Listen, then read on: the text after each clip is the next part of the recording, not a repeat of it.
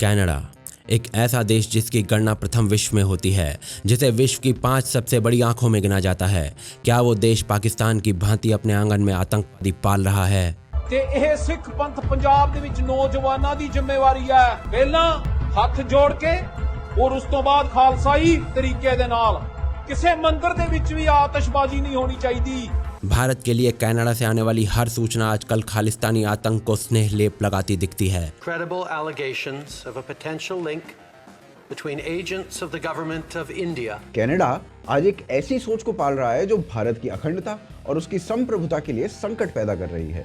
इस सोच का साहस इतना अधिक बढ़ गया है कि ये आज हिंदू मंदिरों पर सीधे आक्रमण कर रही है और यही सोच भारत और कनाडा के खराब होते संबंधों का कारण बन रही है। पर अब प्रश्न ये उठता है कि आखिर क्यों मजबूर है कनाडा इस खालिस्तानी सांप को पालने के लिए? Narendra Modi, choice is yours. Stop killer Indian diplomats from visiting religious institutions in Canada or be ready to face off pro-Khalistan Sikhs. कैसे आरंभ हुई इस आतंक की खेती कनाडा की धरती पर? कैसे इस खालिस्तानी आतंक के खेत में इन सांपों को वर्षों तक पोषित किया गया और कैसे ये आतंकी सांप आज कनाडा को पाकिस्तान की श्रेणी में लाकर खड़ा कर रहे हैं, जानेंगे आज द रेड फाइल्स के इस विनाशक प्रकरण में। हमारा समर्पण आकर्षक है तो चैनल को सब्सक्राइब कर लें।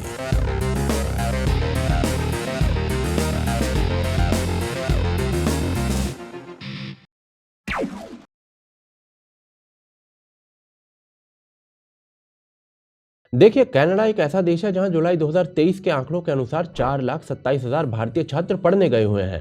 इसके विपरीत 2021 के आंकड़ों के अनुसार भारत से 230 छात्र पाकिस्तान पढ़ने गए हुए हैं। ये छात्र वहां पर क्या पढ़ने गए हैं, इसमें अपने आप में एक शोध होना चाहिए, परंतु इन दोनों आंकड़ों से भारतीय छात्रों के लिए कनाडा और पाकिस्तान में क्या अंतर है वो स्पष्ट हो जाता है। अब ऐसे में यदि एक वीडियो आपके सामने ये समझाने के लिए आ जाए कि कनाडा कैसे वही गलती कर रहा है जो कभी पाकिस्तान ने की थी और कैसे ये गलती कनाडा को पाकिस्तान में बदल सकती है, तो आप ये सोचेंगे कि मैं क्या ही बोल रहा हूँ, पर ये सत्य है। कनाडा उसी दिशा में बढ़ रहा है और मीडिया कनाडा को ऑलरेडी पाकिस्तान से तुलना करने लगा है। 3 नवंबर 2024 को कनाडा की भूमि से भारत और विशेषकर हिंदुओं के विरुद्ध बढ़ती हुई घृणा का एक और उदाहरण देखने को मिला, जब कनाडा के ब्रैम्पटन में हिंदू सभा मंदिर पर खालिस्तानी अतिवादियों के द्वारा आक्रमण कर दिया गया। उनके हाथ में खालिस्तान का झंडा था, उनकी मंशा उपद्रव की थी, उनके खालिस्तानी नारों ने मंदिर में दीपावली मना रहे लोगों के साथ हिंसा का रूप ले लिया। लेकिन आपको जानकर आश्चर्य होगा कि कनाडा की पुलिस ने इस पर वहां पर विरोध कर रहे हिंदुओं को ही अरेस्ट कर लिया। दिवाली से कुछ दिन पहले ही भारत द्वारा घोषित आतंकवादी गुरुपतवंत सिंह पन्नू ने हिंदू मंदिरों पर आक्रमण की बात कही थी और ऐसा दिवाली के बाद कर दिया गया। इस व्यक्ति ने अभी हाल ही में हिंदुओं के लिए एक नारा दिया था, कनाडा छोड़ो भारत जाओ। खालिस्तान समर्थकों द्वारा मंदिर पर यह हमला कनाडा के हिंदुओं में भय पैदा करने की इस व्यक्ति की एक सोची समझी स्ट्रैटेजी थी। इस हिंदू वर्ग ਨੂੰ ਤੇ ਪੰਜਾਬ ਦੇ ਵਿੱਚ ਮੰਦਰ ਵਾਲਿਆਂ ਨੂੰ 1 ਨਵੰਬਰ ਨੂੰ ਕੋਈ ਵੀ ਮੰਦਰ, ਕੋਈ ਵੀ ਹਿੰਦੂ ਭਰਾ ਭੈਣ, ਕੋਈ ਵੀ ਹਿੰਦੂਆਂ ਦਾ ਘਰ आतिशबाजी ना करे। परंतु ये कोई पहली ऐसी घटना नहीं थी। कुछ दिनों पहले ही विंडसर के एक हिंदू मंदिर को क्षतिग्रस्त कर दिया गया था। ऐसी ही घटनाएं मिसिसागा और ब्रैम्पटन के मंदिरों में भी पहले हो चुकी हैं, जिसका हिंदुओं ने विरोध भी किया था।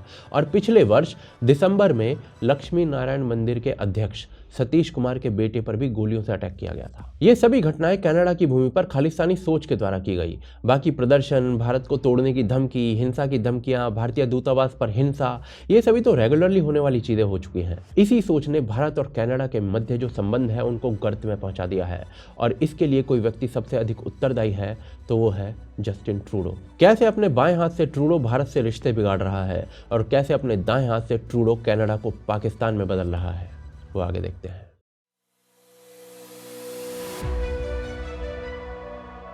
इतिहास केवल कलम से नहीं लिखे जाते, इतिहास घटनाओं पर आधारित होते हैं और जब एक छोटी घटना के कारण दूसरी बड़ी घटना जन्म लेती है, तब जाकर स्थिति वहां पहुंचती है कि इतिहास की पुस्तक में उसकी विवेचना हो।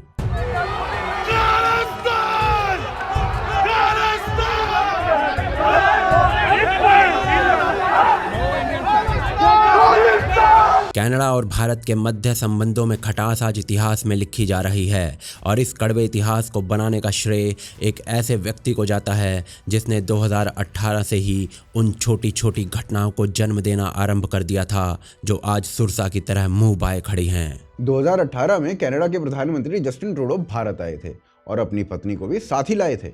यहाँ पर उनकी रिसेप्शन भी हुई थी और भारत में उस रिसेप्शन में ट्रूडो ने आमंत्रित किया था एक खालिस्तानी आतंकवादी जसपाल सिंह अटवाल को, जिसका संगठन भारत में प्रतिबंधित है।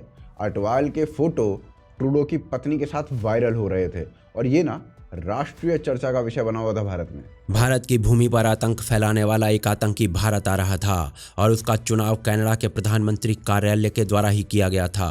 सरल शब्दों में कनाडा का प्रधानमंत्री भारत विरोधी शक्तियों के संग खड़ा था, जिसे नया भारत कदाचित नहीं देख सकता। 2020 से ही खालिस्तानी अलगाववादियों के मारे जाने की सूचनाएं आने लगती हैं और दूसरी ओर खालिस्तान समर्थक खुलेआम कनाडा की भूमि का प्रयोग भारत के विरुद्ध करते हैं। पर 2023 में स्थिति में उबाल तब आता है जब एक खालिस्तानी आतंकी हरदीप सिंह निज्जर को कनाडा में कोई ठोक देता है। Over the past number of weeks, Canadian security agencies have been actively pursuing credible allegations of a potential link between agents of the government of India and the killing of a Canadian citizen, Hardeep Singh Nijjar. इसके एकदम बाद ना स्थितियां नाटकीय हो जाती हैं।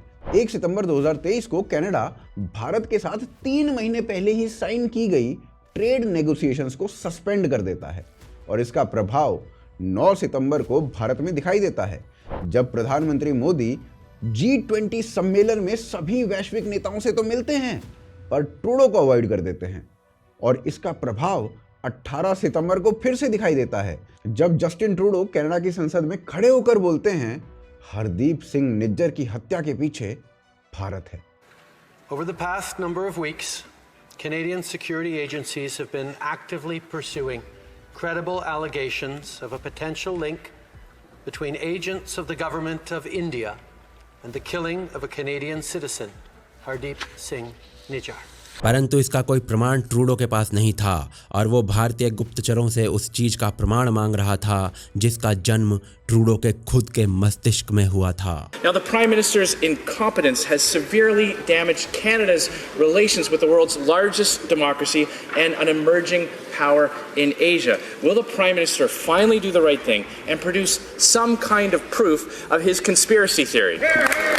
इस बिंदु से अब तक स्थिति बिगड़ती ही गई। भारत ने भी प्रत्युत्तर में कड़े कदम लिए, जैसे कि कनाडा में वीज़ा सेवाओं को रोकना, कनाडा के राजदूतों को निष्कासित करना या कनाडा को अपने 41 राजदूतों को वापस बुलाने पर विवश करना। परंतु इस घाव का नासूर बनना अभी बाकी था, जो हुआ 2024 में।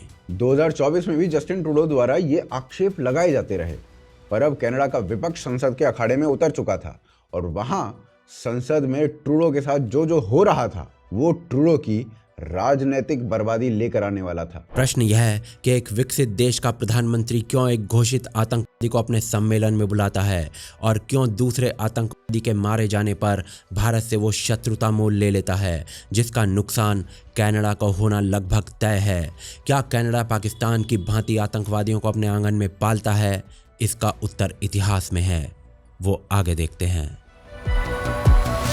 देखिए, कनाडा की भूमि पर खालिस्तानी सोच वाले सांप फन फैलाकर खड़े हैं और जस्टिन ट्रूडो उन्हें दूध पिला रहे हैं, ये बात सत्य है। इसके पीछे उनकी राजनीतिक विवशता है, ये बात भी सत्य है। पर इन सांपों ने फन अचानक से नहीं फैला लिए हैं, इन्हें वर्षों तक पाला गया है भारत की बर्बादी के लक्ष्य के साथ, बिल्कुल वैसे ही जैसे पाकिस्तान ने आतंकियों को पाला था।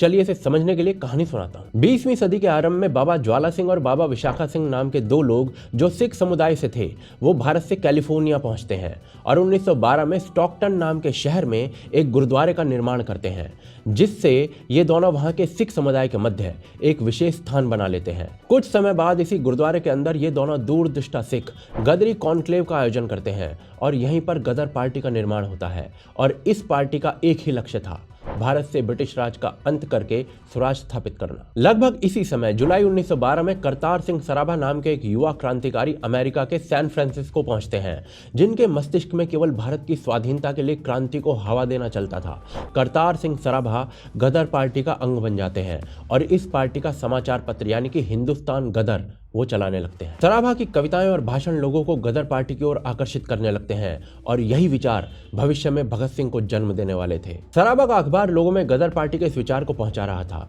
पर तभी 1914 में कोमागाटा मारू की घटना हो जाती है। कोमागाटा मारू एक शिप था जिसमें सवार होकर लगभग 350 भारतीय सिख युवक कनाडा जाने का प्रयास करते हैं, परंतु उन्हें कनाडा में शरण नहीं मिलती, उल्टा उन पर गोली चला दी जाती है जिसमें कई लोग मारे जाते हैं। यह घटना गदर पार्टी द्वारा किए जा रहे कार्यों के लिए आग में घी का काम करती है। इस घटना के बाद करतार सिंह सराभा 1915 में ब्रिटिश सरकार के विरुद्ध एक सशस्त्र क्रांति छेड़ने के निर्णय से भारत आते हैं, परंतु उन्हें पकड़ लिया जाता है।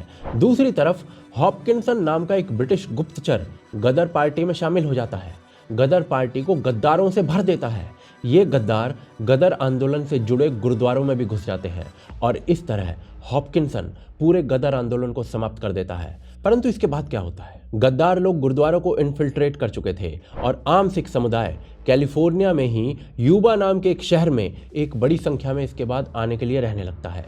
खेती जैसे कार्यों में सम्मिलित हो जाता है। समय बीतता है और अब सिखों के समक्ष एक नई समस्या थी, नस्लीय भेदभाव की, क्योंकि सिखों को एक भारी देश में केश कटवाने के लिए विवश किया जाने लगा था। इनमें से अधिकांश वही सिख थे जो भारत की स्वाधीनता के लिए गदर आंदोलन से जुड़े थे या फिर कम से कम सांकेतिक सहयोग तो कर ही रहे थे। अपने ऊपर हो रहे इस नस्लीय भेदभाव के विरुद्ध ये भारत की सरकार से कुछ अपेक्षा कर रहे थे, परंतु ऐसा हुआ कुछ नहीं। नेहरू जी ने 1946 में सिंगापुर में एक भाषण में कहा था कि भारतीय विश्व में कहीं भी रह रहे हों वो हमारे हैं और हम उनकी रक्षा करेंगे। पर 1947 के बाद वो अपने इस कथन को भूल चुके थे और उन्होंने ministry of overseas Indian affairs को ही समाप्त कर डाला था। नस्लीय भेदभाव झेल रहे सिखों को अपने मुद्दे स्वयं सुलझाने के लिए कह दिया गया था, चाहे वो अमेरिका का सिख समुदाय हो या फिर ब्रिटेन या फिर अन्य किसी जगह का। कुछ गुरुद्वारों में गदर आंदोलन के समय पहले ही गद्दार घुस चुके थे, ऊपर से नेहरू सरकार द्वारा की गई ये उपेक्षा। ऐसे में ब्रिटेन में सिख होम रूल मूवमेंट जन्म लेता है और यूएसए में यूनाइटेड सिख अपील, और यहाँ से कहानी बिगड़नी आरंभ हो जाती है क्योंकि CIA और ISI के हाथ औजार लग चुका था। पंजाब में जगजीत सिंह चौहान नाम का एक राजनेता 1969 में चुनाव हार जाता है। ये व्यक्ति पंजाब सरकार में मंत्री रह चुका था, पर चुनाव हारने के बाद यही व्यक्ति 1971 में यूके शिफ्ट हो जाता है और सिख होम रूल मूवमेंट की कमान संभाल लेता है। यही सिख होम रूल मूवमेंट 1971 में चौहान के पाकिस्तान और US जाने के बाद खालिस्तान आंदोलन बन जाता है। न्यूयॉर्क टाइम्स में छपने वाली इस एड के साथ जो आपको स्क्रीन पर दिख रही है। इस व्यक्ति ने ब्रिटेन और अन्य देशों में खालिस्तान की एम्बेसी खोल डाली थी, खालिस्तानी डॉलर तक छपवा डाले थे। जगजीत सिंह चौहान की महत्वाकांक्षा US प्रेसिडेंट निक्सन तक पहुंचती है और इंदिरा गांधी सरकार को कमजोर करने के लिए पाकिस्तान के साथ मिलकर अमेरिका जगजीत सिंह चौहान को सपोर्ट करने लगता है। अमेरिकी CIA और पाकिस्तान की ISI मिलकर एक साइकोलॉजिकल ऑपरेशन लॉन्च करते हैं जिसका एक ही काम था, विश्व के समक्ष नैरेटिव बनाना कि भारत में सिखों पर अत्याचार हो रहा है, और दूसरा काम था जगजीत सिंह चौहान को खालिस्तान का चेहरा बनाना। बस यही वो समय था जब US, UK और कनाडा जैसे स्थानों पर अनेक बर्बर उग्र संगठन बनने लगते हैं, जैसे कि इंटरनेशनल सिख यूथ फेडरेशन, दल खालसा, बब्बर खालसा। यही संगठन भारत में हिंसक आतंकवाद का आरंभ करते हैं और इनके उदय के साथ ही जगजीत सिंह चौहान का कद बौना होने लगता है। पश्चिम की धरती पर पलने वाले यही आतंकी 1980 के आरंभ से ही भारत से संबंधित एक के बाद एक प्लेन हाईजैक करते हैं, सैकड़ों आतंकवादी विस्फोट करते हैं और इस प्रकार से वेस्ट की धरती पर उन सांपों ने जन्म लिया जिनका विष आज तक हमें झेलना पड़ रहा है। वेस्ट के इन देशों में US और कनाडा मुख्य रूप से आते हैं क्योंकि यहाँ की सरकार इन विषैले खालिस्तानी सांपों की खेती करती आई है। कैसे, वो आगे देखते हैं। सांप प्रकृति का बनाया वो जीव जिसकी प्रवृत्ति में फुफकारना और विश्वमन करना दोनों हैं, परंतु जब ये दोनों प्रवृत्ति किसी मानव में आ जाएं तो उसे आतंकवादी कहा जाने लगता है, और कनाडा जैसे देश इस आतंकवाद की नर्सरी रहे हैं। US की बिल्डिंग्स में घुसने वाले एयरप्लेन्स की कहानी हम सब जानते हैं, पर इससे पहले यही कहानी कनाडा की धरती पर लिखी गई थी जब 23 जून 1985 को मॉन्ट्रियल से लंदन जाने वाली एक एयर इंडिया की फ्लाइट संख्या 182 को धमाके से उड़ा दिया गया था। मरने वाले 319 लोगों में अधिकांश लोग कैनेडियन नागरिक थे और धमाका करने वाले कोई और नहीं, खालिस्तानी आतंकी थे। वो खालिस्तानी आतंकी जो कनाडा की धरती पर ही पले बड़े थे, और महीनों तक इस घटना की जो प्लानिंग थी ना, वो कनाडा की ही भूमि पर हो रही थी। यह इकलौता धमाका नहीं था। भारत को बर्बाद करने वाली ऐसी अनेक घटनाएं कनाडा की धरती पर योजनाबद्ध हुई हैं। प्रश्न यह है कि क्या कनाडा की सरकार और प्रशासन इन विध्वंसकारी योजनाओं के बारे में जानते थे? हड्डियां कपा देने वाले एक खुलासे के अनुसार कनाडा के गुप्तचर विभाग कैनेडियन सिक्योरिटी इंटेलिजेंस सर्विसेज को 21 दिन पहले से ही एयर इंडिया बॉम्ब के हर क्षण की जानकारी थी। ब्लास्ट से मात्र 21 दिन पहले ब्रिटिश कोलंबिया में खालिस्तानियों द्वारा एक टेस्ट ब्लास्ट करके देखा गया था और कनाडा के गुप्तचर विभाग ने उन आतंक को ये टेस्टिंग करते हुए देखा भी था। इनफैक्ट खालिस्तानी कनाडा को चलाने वाली की पोजीशंस पर पहुंच चुके थे। जो रिपोर्ट्स इस समय आपको अपनी स्क्रीन पर दिखाई दे रही है ना, उसके अनुसार तो CSIS के भीतर खालिस्तानी इन्फिल्ट्रेशन था और इसी कारण पूरी घटना बिना रुकावट के हो गई थी। 39 years back, on this day, Air India Flight 182 was blown up mid-air from a bomb planted by Canadian Khalistani extremists. It killed all 329 passengers and crew members, and this is the largest mass killing in Canadian history. Unfortunately, many Canadians are not aware that even today, the ideology responsible for this terrorist attack is still alive among few people in Canada. इस घटना में 250 Canada के नागरिक मारे गए थे, पर Canada की इंटेलिजेंस एजेंसी ने इस घटना के सारे प्रमाण इकट्ठा करने के बाद भी मिटा दिए थे। कुल मिलाकर 250 टेप्स बर्बाद किए गए थे और कोर्ट ने इसी कारण से इन खालिस्तानी आतंकियों को छोड़ दिया था। उन दिनों जस्टिन ट्रूडो के पिता पियर ट्रूडो कनाडा के प्रधानमंत्री थे। इन्होंने बब्बर खालसा के सेपरेटिस्ट परमार को भारत को सौंपने से मना कर दिया था, ये कहते हुए कि भारत इंग्लैंड की रानी का आदर नहीं करता। ये केवल कुछ घटनाएं हैं जहां कनाडा की सरकार द्वारा पाले गए सांपों ने भारत पर विश्वमन किया। पश्चिम की धरती पर खुलने वाली इस खालिस्तानी फैक्ट्री ने ऐसे सैकड़ों जघन्य अपराध भारत की धरती पर किए बिना किसी रोक टोक के। 1991 में जब भारत एक बड़ा बाजार बना तो ये घटनाएं कुछ कम हुई, पर वहाँ पलने वाले सांप अब बड़े हो चुके थे। कनाडा में पलने वाले यही सांप आज तक फुफकार रहे हैं और यही सांप कनाडा को पाकिस्तान जैसा आतंकी पालने वाला देश प्रमाणित कर रहे हैं। देखिए, कनाडा की धरती पर पलने वाली विध्वंसक खालिस्तानी सोच आज इतनी पुष्ट हो चुकी है कि उसकी मदद से सरकार चले। ये बिल्कुल वैसा ही है जैसे हाफिज सईद की मदद से पाकिस्तान की सरकार चलने लगे। जूल स्टुअर्ट नाम के पत्रकार ने एशियन अफेयर्स में 2007 में एक आर्टिकल लिखा था जिसमें क्लियरली उन्होंने बताया था कि कैसे CIA जैसी संस्थाएं खालिस्तानी प्रोजेक्ट को चला रही हैं। दूसरी ओर भारत का गुप्तचर विभाग भी लंबे समय से विदेशी धरती पर हो रही खालिस्तानी फंडिंग पर प्रश्न चिन्ह लगाता आया है, जिसमें US, ब्रिटेन और कनाडा जैसे देश जो हैं वो मुख्य हैं। परंतु कनाडा के लिए स्थिति यहाँ तक कैसे पहुँच गई कि मीडिया में कनाडा और पाकिस्तान की तुलना होने लगे? इसका कारण बहुत सरल है।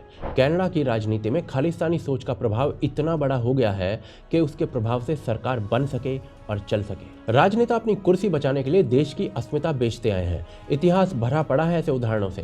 कनाडा ने जिन सांपों को भारत की बर्बादी के लिए पाला था, वो सांप आज कनाडा की सत्ता की कुर्सी का एक पैर है और सत्ता का नशा आपको किसी भी स्तर तक गिरा सकता है, चाहे कनाडा जैसे प्रथम विश्व के देश को पाकिस्तान की तुलना तक पहुंचना पड़े। आप क्या सोचते हैं इस विषय के बारे में? हमें कमेंट्स के माध्यम से बताएं। चैनल को सब्सक्राइब करें और वीडियो को शेयर अवश्य करें। सपोर्ट करें हमारे कार्य को patreon.com और UPI के माध्यम से। साथ ही रेड फाइल्स का जो एपिसोड आपको इस समय स्क्रीन पर दिख रहा है उसे अवश्य देखें, जो आपको लॉरेंस बिश्नोई की कहानी बताएगा।